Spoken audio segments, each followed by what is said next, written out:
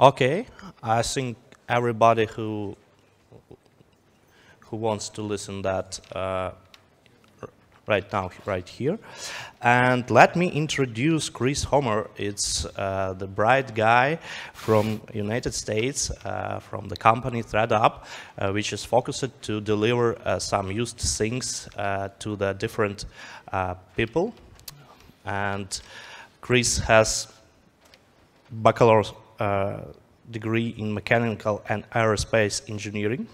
So I think first question that I asked him if he tried to launch something out of space. He said no, but he's good, skilled professional in Kubernetes and other stuff. And the speech will be dedicated on how they migrate to the Kubernetes.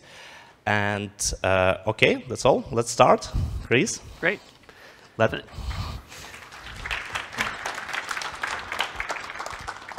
Thank you very much, and welcome to this talk. Yeah, so we've spent the last year migrating our stack over to Kubernetes, and I wanted to share some of our experience, lessons learned, and a little bit of our history, too, that led us down this path. First of all, my name is Chris Homer. I'm one of the co-founders of ThreadUp and the CTO. We started ThreadUp 9 years ago and have been building it ever since.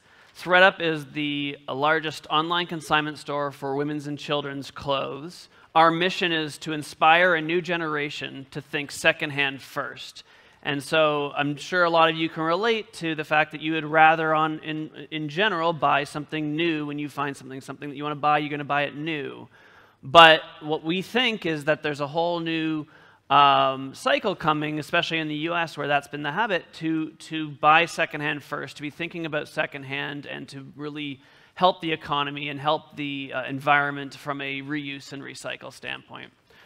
Our company has raised a lot of money. We've got a pretty large number of employees at this point, 4 distribution centers across the country in the US. We now ship some international. And we have engineering offices here in Kiev as well as in San Francisco. And we're hiring. Lots of roles open, lots of opportunities. So what was the motivation for ThreadUp? Let's just start with giving you some context about the company and what we do and the services, and then we'll kind of dive right into the infrastructure and what's behind it. So looking at his closet, our co-founder said, I need to figure out how to unlock the value that's in here. And he looked at the options at the time, and it was Craigslist, eBay. Like, that was it back in 2009. And so he decided to start looking for solutions. Roll it forward a number of years, some different business models later, and what we have is a way for you in a bag to send us clothes. We process them, photograph them, tag them, put them online, and sell them for you. And so behind that is a value proposition that is all about convenience for suppliers. It's all about earning some cash and doing good along the way. And it's a two-sided marketplace. On the other side, you've, of course, got the buyers. We need to sell these clothes. We need to offer great prices, a wide assortment, and we offer fresh selection every day. When you start to look at the complexity of the marketplace, things get a lot more detailed. So coming into the system, we have different types of bags. Luxe bags for designer items. Our standard clean-out bag that you saw in the last picture. Partner bags for partnering with different brands. And wholesale for supplementing where we couldn't attract particular tranches of inventory.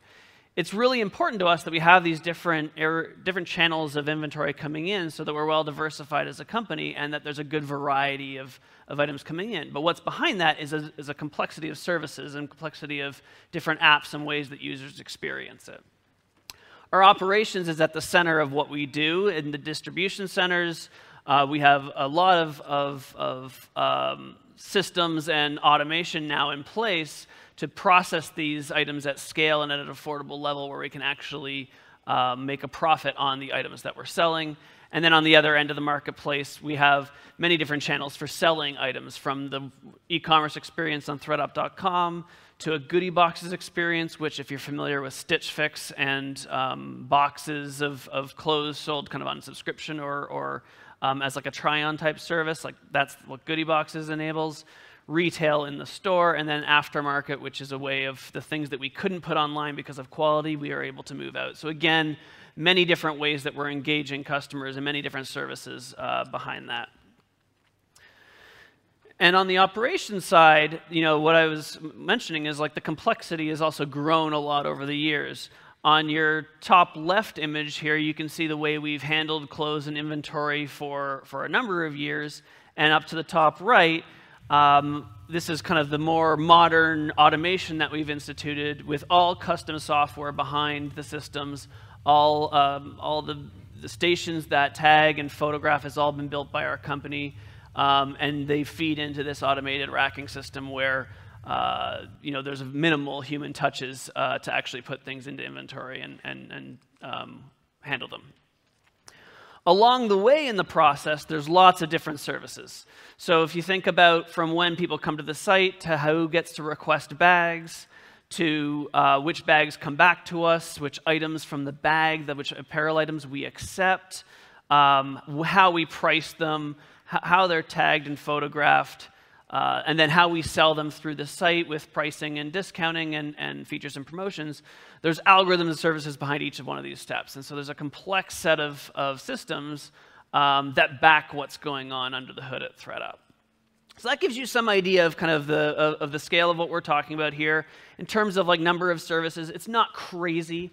It's on the order of kind of 30 to 40 in that range, depending on which ones you're calling services versus jobs and that sort of thing. But it definitely has a level of complexity that made this migration hard and not like it was just the same service being done 30 times. Every single one had a different aspect to it. So I'm not going to go through each one of these, but some of the general lessons learned as we went through. As we went through the process. But first, so where did we come from? When we started the company, what did our infrastructure look like? What were the steps we went through as we thought about our team? When we started, we were on Slicehost, literally on the command line, typing out, like, let's configure this, let's set the permissions to this, let's configure our Nginx server to do this way. We had Capistrano, we were on Ruby on Rails, so Capistrano deploys. Lots of manual tests, and by manual tests, I don't mean like manually running your test suite. I mean like Excel sheets of scripts to manually click through the website and test it. So this is like the early days, just a few of us working this out. And as we progressed, we moved to AWS. We started actually building AMIs, saving them, doing a little bit more rigidity in the process. But from an early stage, it was very handcrafted.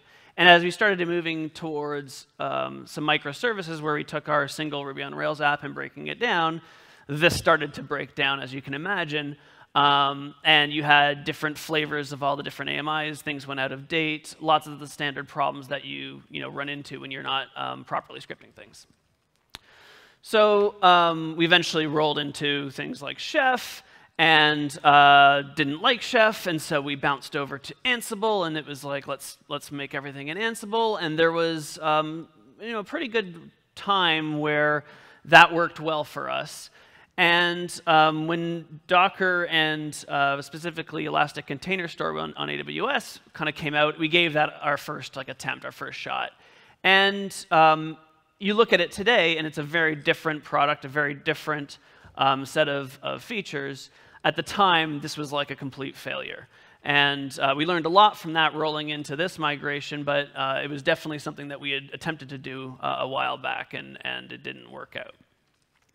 Along the way, after that, we were trying to figure out how to efficiently and economically support DevOps, support infrastructure at the company, and we made this attempt to outsource DevOps. Well, that, to me, in hindsight, is like a huge mistake, because DevOps we now think of as like a culture. We think about it as a mindset at the company, not about something that you outsource. And so, at the time, it ended up, supporting us, but being a big pain point for the engineers along the way. So when we brought it back in-house, in-sourcing it, and then going back to Ansible as one source of truth, we really got on the good path from there. We formed a proper infrastructure team and started thinking about it as a culture itself, had security assessments, using Terraform to provision on AWS, and the maturity of what we were doing there started to take hold, and we decided on Kubernetes as a way forward. So what is our, going right to the end, what does our stack look like today? We've got HA proxy handling the routing and ingress. We've got Kubernetes on prod staging and development, COPS helping us run Kubernetes on AWS. Like I said, Terraform running on AWS, Terraform provisioning for AWS, and then we use Ansible hardening, the role for security to standardize our security across the nodes, and then Jenkins, Helm, and then in the future, Istio will be part of it as well. So why did we decide that Docker and Kubernetes was right for our team? Well, obviously because it's cool and hype, right? That's the way you pick your, no. Popularity was definitely part of the decision. It means, generally means it's widely supported. It means that we'll be able to find answers. It means that ongoing maintenance and improvements will come. Popularity was part of the equation there. But just as important was the idea that Kubernetes was scalable and fault tolerant right out of the box. Some of the other options we were looking at were also less flexible. So you might get some benefits, but then you gave up on the flexibility. And so we were looking for the flexibility and deep control that Kubernetes brings. One of the big reasons for going down this path was to really enhance our standardization and ownership at the application level. So it wasn't just an infra team owning responsibility for what was running in production, but the application teams, the developers themselves, have the ownership over what they're running, how it's doing, what does the security look like, what's the configuration, is it up to date? Having that ownership be at the application team level and not just some platform team that owns all responsibility and is responsible for all the garbage that comes with it. No, the platform team's about supporting the infrastructure, and the application teams run on that infrastructure, and that's been a really important part of it. And then part of that is speeding up the development lifecycle. The application team doesn't need to wait on another team in order to make changes, in order to make improvements. They simply need to learn and then execute. And then finally, the Linux Foundation and CNCF, Cloud Native Computing Foundation, is having them behind Kubernetes kind of goes along with the popularity, but that's like an important thing to us, that it's not just one company that's backing the tool, that there's actually a foundation and broad support behind it. All right, so the first learning that we had as we went through this process is that fear, uncertainty, and doubt, no matter how popular the tool is that you're rolling out, fear, uncertainty, and doubt is at the forefront of many people's minds. You have lots of champions in the team. You have people that are excited about the move. And then you have people who are like, why are we doing this? I don't understand. I just want to build my thing. So not everyone's going to be on board. And it's really important that you're sharing the vision, explaining advantages, pains, and shortcomings. We did a little bit of this, but I'll take it on myself, as we made some mistakes early on where, it was kind of like, as the CTO, I was able to shield the infrastructure team to be able to do their work and be protected in terms of executing over a long time horizon. But we didn't do enough, or I didn't do enough evangelism through the team to really make sure that not only the champions were excited, but that more of the developers, more of people outside the team understood why we were doing this, why it was important, and making sure that there was buy-in. I had the ability to shield the team, but that then always brought back every month or two questions about why are we doing this? Why are we distracting here? And so it was just a good reminder of how important that is, and even when you do a little bit of it, you need to do more. Having a simple demo application that makes it real for people is a good way to start. We did a little bit of this early on, but we more chose simple applications to first migrate, and that worked a little bit, but I think if I could go back and if we could do just a simple demo application and get that in the hands of more developers early on, I think it would have crystallized for them what they'd experience and what they would find in the progress. I think like the thing that took a while to really take hold is we were having a bit of a cultural shift among the engineering team at the same time. And so thinking about how we talk about ownership and having the teams realize that it's not just an infrastructure team that they're going to file tickets with to fix their deploy scripts, to fix their containers. Making sure all the engineers understood that transition where the ownership is going to be felt by the teams themselves, it was something we should have probably done more of a job early on. One of the things to remember is that in these types of projects, momentum is your friend. You want to use momentum to your benefit. And if that means there's a larger project where you are at risk of losing momentum, you need to break it up into smaller milestones and find ways to have it feel like you're making progress and you have momentum all along the way and you're not getting stuck in the mud. When you get stuck in the mud, all the fear, uncertainty, and doubt comes back in, and so you need to find ways to move it forward in chunks that are manageable and where people can see that light as they go along. And along the way, there's lots of opportunities for technical debt. Work them in. Not all of them, but choose the ones where you feel like there's places that as we're making this migration of this service, we can make the change we meant to make to a database, make the change to where Redis lives, make the changes that you feel like are necessary moving forward because you've got some opportunity to rally the team who might care about those things behind the project with those as well. And then knowledge sharing and workshops also go a long way to building that support among the team and making sure that the ownership is felt by everybody. I would say the most important thing about those is as you build new features into that migration, as there's new capabilities that you uncover, make sure everyone knows about them. There were multiple cases in our migration where we would create something new or make something easier, and then it wasn't until weeks later that it finally seeped out, and it was like, oh, we should have talked about that 2 weeks ago because people would have been fired up about it. And so that's definitely something that we learned there. Okay, so learning number 2, pay close attention to performance. Seems obvious, duh, you should think about performance as you're doing these migrations. We were paying, as we were doing the simple services to begin with, we're looking at performance, we're going, looks good, everything must be good, and then we made the mistake of taking our eye off the ball as we got to some of the more complex services. And what we realized quickly is we had introduced some pretty wide latency in one of our bigger, hairier services. And what we then did is we said, okay, we've got our EC2 instances running. We've got our Kubernetes cluster. Let's add a new Kubernetes cluster. We called it K8S Green.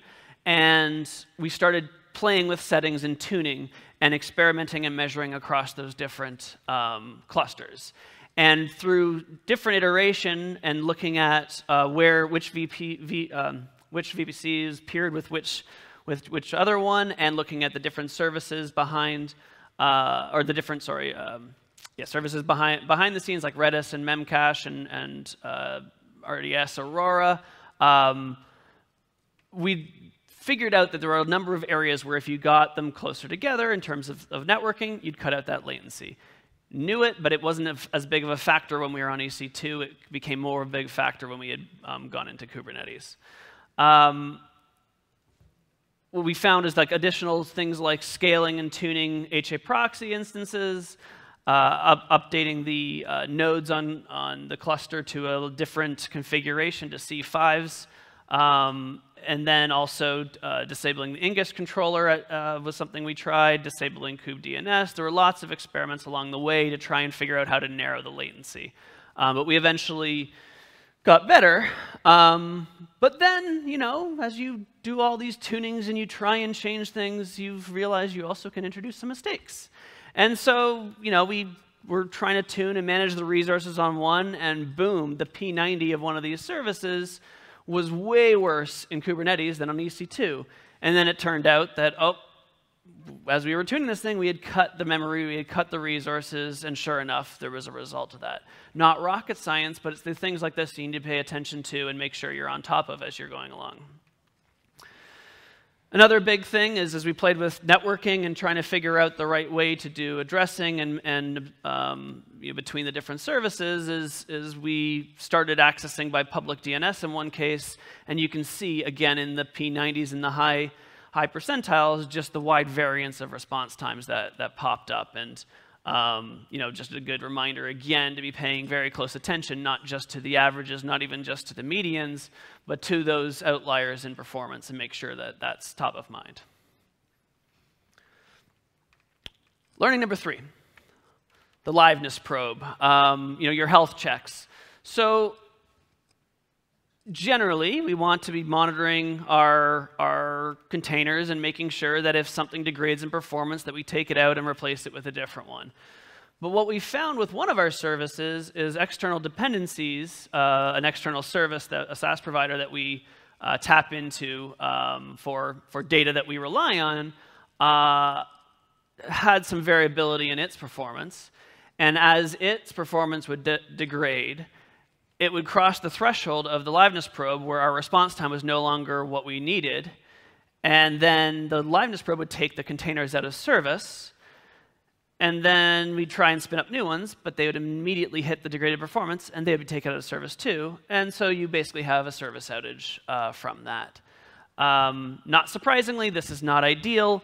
And so one of the things that we realized in this case with this service is, yes, we want a health check to be able to tell us that there's a container running and that the service is running, but not necessarily be monitoring on performance response times and killing our containers for us. We would rather have degraded performance for our users in a short period of time and then have it recover where we can't do anything about it, so we just have to wait. We'd rather have that than having Kubernetes be like, kill it, drop it. And so again, just kind of paying close attention on the monitoring side, you figure these things out, and it was a good learning for us. Our team, as we went along, got very much deeper involved in owning their services and reporting errors and asking for help from the infra team. And we've got a notifications team, Nikolai here, reporting, hey, I've found this weird DNS issue we're seeing on our service. I'm having trouble figuring this out. And so we had a good discussion about it. And as we dig into this, we realize it's a pretty well-known issue with UDP and dynamic NAT that in the case of the way we had deployed our containers into Kubernetes and the requests for DNS that are coming out of the containers, you end up with a race condition in this case. And you can dive into all the gory details. There's plenty of detail deeper in. But long story short, there's different configuration options. And so one of the ones and the one that we ended up going with was to just switch to using TCP as the protocol by changing a config option line. And there's another one, which is to open a new request, a new connection for every request as you're doing those queries. Like I said, there's lots of detail in there, and there may even be third and fourth solutions, but this was kind of one of the things that we ran into along the way. Too many open files. So we're crushing along, things are looking good, and our monitor and Datadog is ticking up. And we're like, what is going on? Why are we opening more and more files on these nodes? And we jump to Google. We start looking around, going, OK, what's wrong with this? What's happening? Why is this happening? And we find some settings that we can change. So let's bump those up. OK, cool. Looking good for a little while, no problem. And then, boom, explodes. Downtime. What's going on? What's happening? OK, we can fix it by, killing a node, new node up, redeploy. We can fix it, but, there's something under the hood here that's not so good. And Alex, one of our engineers in the infra teams, communicating with the team and with one of our external vendors, who I'm concealing because they've now fixed this problem, and he realizes that it looks like every time we're running a new container, we're allocating new file descriptors for every file that's being opened. What's going on? And as you dig in and try and find the kind of cause and pattern, what we were seeing is as you have 3 containers running using log files, there's file descriptors for each log file, And then as the new container would come up, it would not only create a new one for the new log file, but it would also recreate the other 3 and leave the previous 3 open. And so we're going, what the heck? Like, why would you, what? And so, yeah, this is a bug. But it was a good reminder to us, and we learned from this that, you know, the services that you maybe trusted, the libraries you were trusting and using in an EC2 world, where the deployment and the life cycle is different than in Kubernetes, those services, you can't just use them and assume that they will work just as well, because they were probably designed for a different scenario, a different situation. And so in this case, we worked with the vendor, and eventually we ended up moving away. But you know, I think this was something that we uncovered, where you go, yeah, you've kind of got to just be a little paranoid and question each of those services that you're using in a different architecture, and make sure that they're built for that new life cycle, where it is very common in Kubernetes to be adding containers, removing containers. As you deploy, they're moving across different nodes. This is happening constantly. And when you get enough containers on a box, and then you add another container, you get that massive ramp that you saw in the chart, where all of a sudden this can become a big problem, especially over a long period of time. Learning number 6.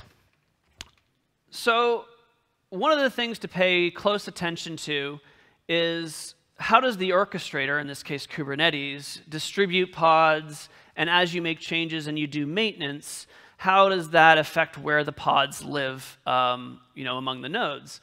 And so as we would do maintenance on you know, just upgrades to patches or security patches, or new libraries with new versions, as we would do some maintenance to do that, okay, so you take one of the nodes out of service, Kubernetes, solid, moves the other pod over. It's now on the node 2 there, great. Maintenance finishes. Hey, node 3 is good, we're live and functioning. But we go back to steady state. It was not automatically redistributing that pod back over and rebalancing it. What was happening is it was keeping it stacked. And so now you've got more of an availability problem, right? Because you've now reduced the spread of these pods. And now if you have an issue here, okay, yeah, Kubernetes is going to adjust. It's going to move the pods over to node 3 again, and you'll be fine. But you've created a period of seconds, possibly even minutes, because if it's a new node or a revised node where there's no cache of images, you've created this situation where it has to download, and that could take a long time, where all the traffic, or a disproportionate amount of traffic, is being piled onto this node on the other side. And so perhaps this, you know, issue is mitigated by having many more nodes, many more availability zones, but you still have the case where you've planned for a certain amount of spread of traffic, a certain amount of balanced traffic, and you've concentrated it on a smaller number, and have you got the right tuning to support that or not? And that's something that you need to be just watching out for as you are doing your migrations, as you're planning this out. Be thinking about what that pattern looks like, you know, because this is definitely something that you need to address. For us, redeploying would redistribute the pods, and it would all be good. Where most of our services are updated often enough that this would just happen, and you wouldn't really need to worry about it. But in some cases, we will, after doing maintenance, manually trigger rebuilds to redeploy and redistribute the pods. And if you have services in this case that are not commonly being updated, if they're just sitting there and, you know, they get updated every few months, then this is definitely something where it could become a problem as the different maintenance happens. So we're back to normal after the deploy. Learning number 7. So one of the things we thought would be really great early on was, what if we could build our Docker images within the K8S cluster itself? So the Jenkins file would have Docker build, would have the commands in there to do what it needs to do, and those would be executed on a Docker container in Kubernetes, and we wouldn't have to worry too much about how many builds were happening simultaneously, because we have enough resources across the staging environment stack to be able to build images as we need to. Sounded great. We started down that path.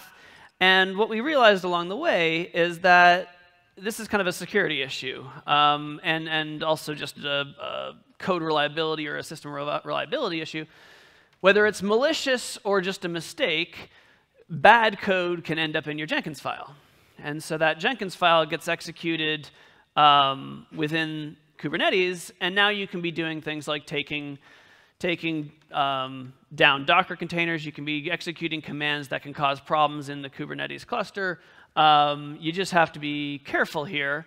And so where we ended up moving to is a separate EC2 instance to run Docker and to run our builds, such that you still have Jenkins triggering and running the command, but then actually executing the command on a different host, a different instance to be able to do it. From a load and that standpoint, it's turned out to be fine, but you know, it's definitely something that we learned along the way as we uncovered and thought about these different cases. So those are some of the learnings we had. Was it worth it? Yes. I definitely think this was a worthwhile endeavor on our team's part. Deployment time for our worst offending services was halved. Rollback is now very fast and easy with the way we have it set up. It's basically instant. Before, it was essentially a redeploy, so if you make a mistake, the previous deploy was essentially another 12 minutes to wait to get your mistake out once you've discovered it, and so this is much better. Our hardware provisioning, we've got utilization up by a factor of 3. Our hardware provisioning is decreased by around a factor of 3. That's been a huge win, even as our services and the complexity of the services has escalated over the year that we were doing the migration. So that's been great. Pods auto-scaling has eliminated a lot of manual work. So previously, when we hit Black Friday in the US and other holidays and events with the marketing team, I can remember in the early days myself, and more recently the rest of the team, being like, hey, let's add nodes, let's add to the shop cluster. Oh, do we have enough of the CMS cluster? Oh, do we have enough of this? And now with the auto-scaling enabled within Kubernetes, it's allowed it to automatically adjust based on the different sensors that monitors we put in place. System-level upgrades, like we talked about with the maintenance, that's now very easy. We have to pay attention to some cases and make sure we follow a little bit of a procedure, but it's pretty seamless. We used to have to talk to the different application teams that had their applications getting some patches and upgrades and make sure that we were retesting before and after and all this. But now under Kubernetes, we have the confidence that as we're upgrading the base cluster, that we know that it's abstracted away enough that we're confident if it's working in staging when we do the upgrade, it's working in production, and we don't need additional rounds of testing just to test that a base level patch has been made. Still have to have the teams making their progress and maintenance at the container level. That doesn't go away. That ownership is obviously still needed, and you need to keep those as up to date as you can. The time to provision and deploy a new service. One of the things that I hope we get to, and I think we're pretty close, is that when there's a project and you want to build something new, you design it, and never does it enter your mind the cost to provision a new service or pile into an existing service. You make the decision based on what you want the architecture to be and the level of effort to write the code and do that, but the infrastructure and the deployment systems and how you have templated applications has been done enough that it's essentially a free trade-off. And I think we're pretty close. The time to provision and deploy a new service is down to kind of minutes and hours. It's not something that used to take days and weeks even in the earlier days where you were essentially inventing a new service every time you created a new one. And then along with that, each project has its own simple Helm charts in the project repo, in source control, and around 3,200 Ansible configuration files with cross-dependencies and complexity have been able to be deprecated and moved aside. So lots of wins on that front. So where are we going next? dynamic staging environments. I'm really excited about this. So one of the things that we've learned and seen is as we've moved into Kubernetes, it became increasingly hard to keep the old way we did staging environments working. We actually had these snowflake, handcrafted staging environments to mimic production, but we had to keep them all up independently. And so what we're working on right now and are pretty close to is the ability to, on demand, bring up not a cluster, but bring up its own environment of containers and have a demo environment ready and available. To me, this helps encourage better development workflow, where when you want to quickly make some changes and get feedback on a fast, agile scale, you can do that and put them on a live within the company demo environment very easily, very quickly, get feedback from design, feedback from the product team, without having to worry about setting up feature flags, putting it in production, having that level of threshold where you are actually putting it in production. You can get pretty good and reliable demo and feedback without having to go to that level. We still have feature flags. We still do these things that I think are really good practices, but this lets you move on a very fast. This will let us move on a very fast pace where you can get feedback very quickly through it. And then the next step from there is, okay, you can get that demo environment up, but as I'm working locally on a service, I'm working locally on a repo, how do I have that repo be a part of that demo environment? And so that's kind of one of the next things that we're working on with telepresence, is allowing that to essentially manage the networking so that that local service you're running on a development machine can be incorporated into that cluster and run live, so you can make changes on the go, again, to help with the workflow, to help with developers having a faster experience. The end-to-end integration side, as you saw in the operations views, lots of complexity in the systems there, practically all manually tested, lots of unit tests, but like on an integration level, practically all manually tested. And so I'm really excited about the ability to have these dynamic staging environments spun up and then use Kubernetes and workers within Kubernetes to run simulated integration tests across that whole system so that we can prove to ourselves that these things are working and not have to schedule long manual tests in the process. And then just obviously further iteration for improvements like faster builds, better cluster performance, better observability, cost improvements, all the things that we care a lot about, but we'll just need to continue to iterate on. And as I mentioned earlier, we'll be also starting to explore and implementing Istio for exploring service meshes. Yeah, so that's the presentation. Any questions?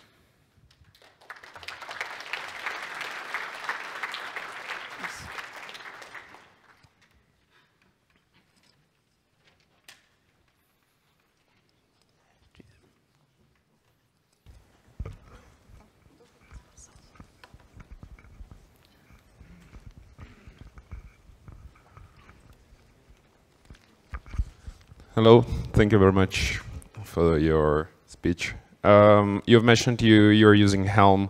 I wonder, was there any issues with that? And also, can you spill some light on your persistence things? Do you run them inside K8S or outside? Thank you very much. Sure. Alexei, do you want to help answer some of these things? I think. So Helm, we definitely, here, come on up. Do we have the mic? Oh, you have it for the questions. Sorry.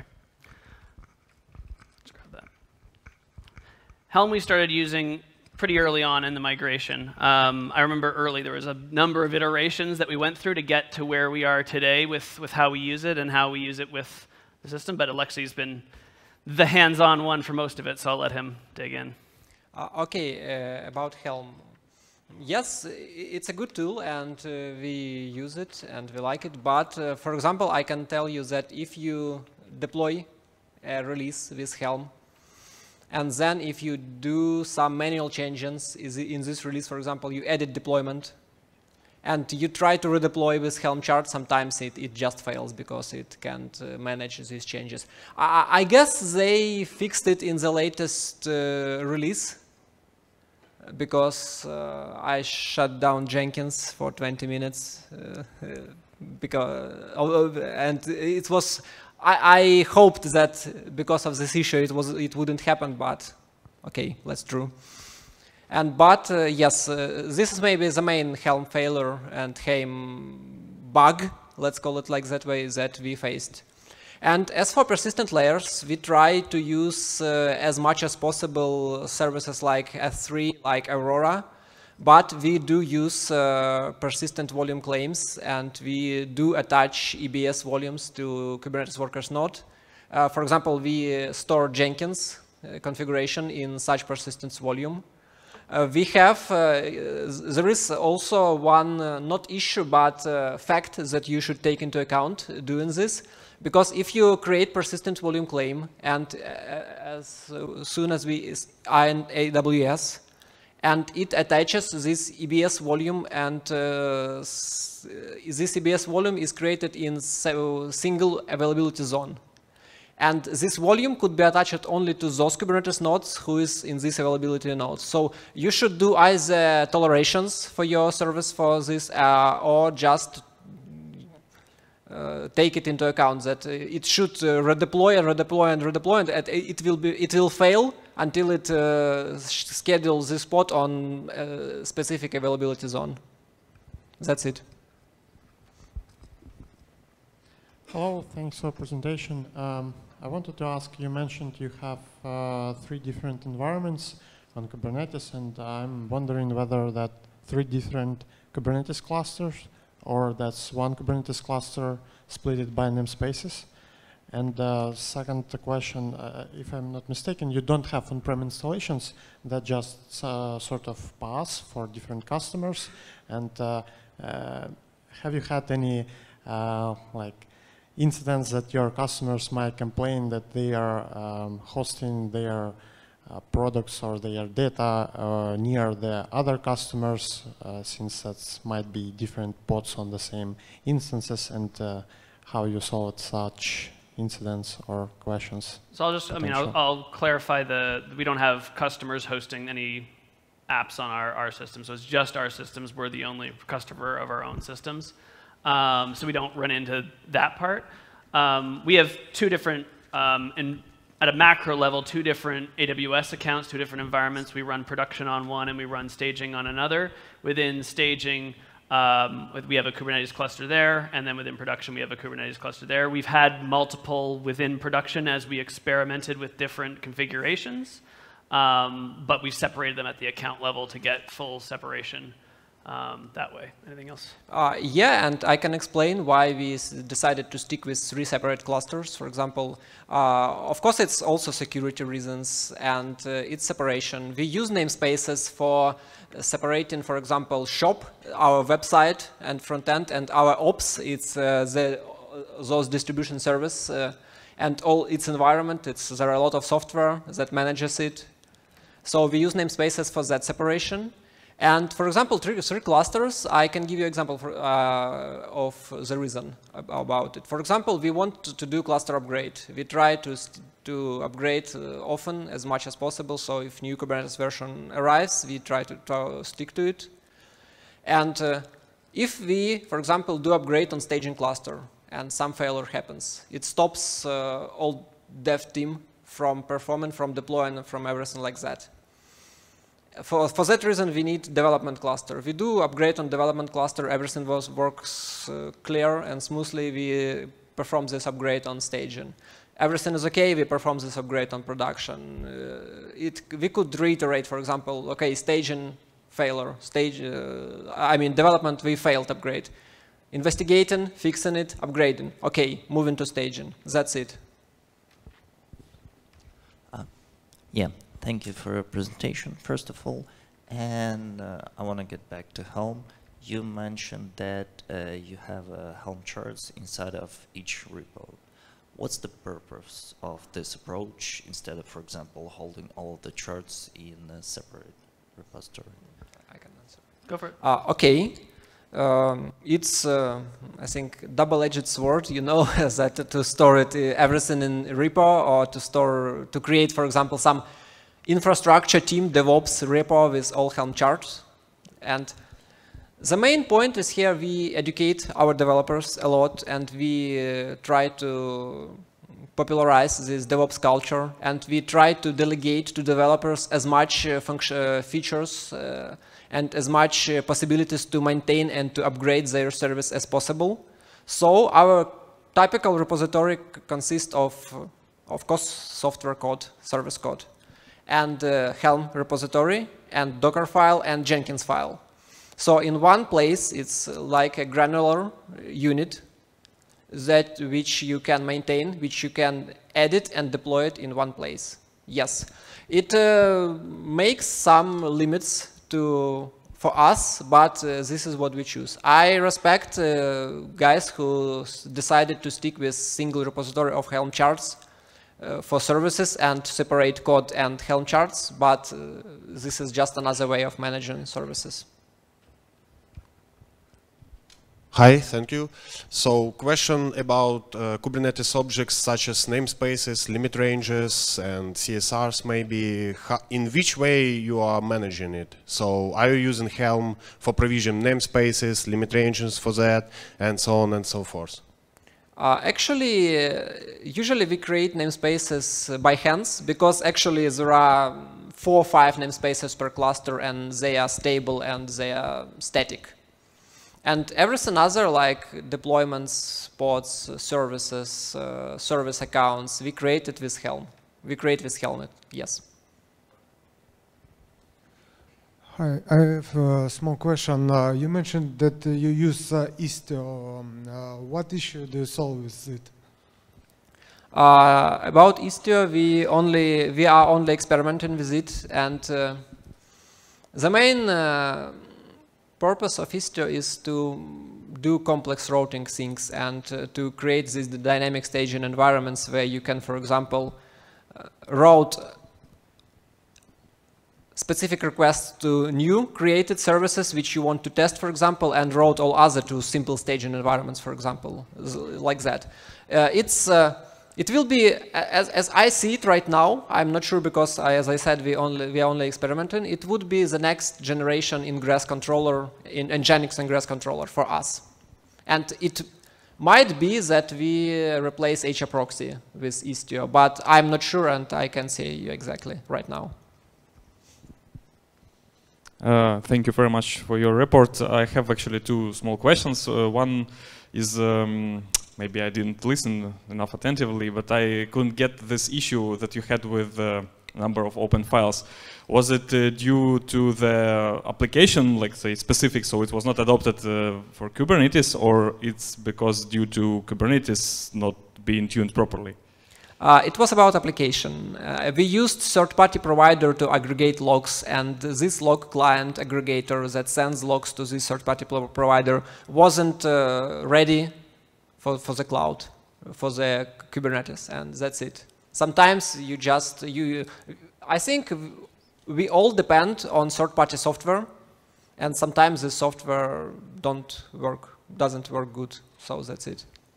And another small, well, it's probably not also a question, but maybe a small kind of proposal. So you had, you mentioned that with this current your deployment process, if you will have some kind of rogue Jenkins file, it can do very bad things with your production cluster. So you had separate EC2 instance where the Docker commands were executed. Wouldn't it be better to have the Jenkins slave totally separated from your infrastructure and have that on the separate node as well?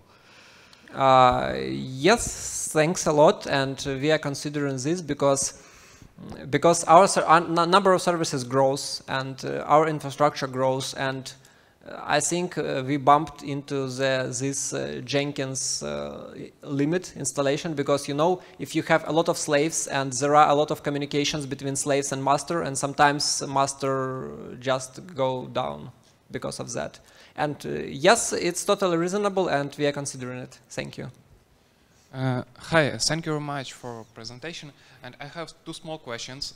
You mentioned you use HAProxy. And my question, why actually HAProxy, why not Ingress or Elastic Load Balancer? It's historically, because we used HAProxy to route EC2 instances, to provide routing between EC2 instances in our previous infrastructure. And because it was migration, so we do little by little. We, for example, change one service, and we shut down EC2, deploy it to Kubernetes, and switch our routes. So it was done by HAProxy. Thank you. That's very much something that the team is like, we need to address this next. I hear about that, the complex routing from our old infrastructure and resolving that architecture and stuff as some of the future stuff as well. Thank you. And one more question. How do you scale your Kubernetes cluster? How do you provision the Kubernetes nodes and add them to the cluster? Do you use some auto-scaling or Ansible or something else? We use Ansible for node hardening. I mean, to improve its security, to configure them properly. And auto-scaling, for now, we do manual auto-scaling. I mean, we use kops. Kops create these auto-scaling groups, but I think many of you knows who use kops that it's just stick it to the static number of nodes. And if we see that we need to increase load, we do it manually with kops. Just please add 2 more nodes, or please add one more instance group with proper instances, for example, that we need for machine learning, for data science team, like that. I see. Thank you very much.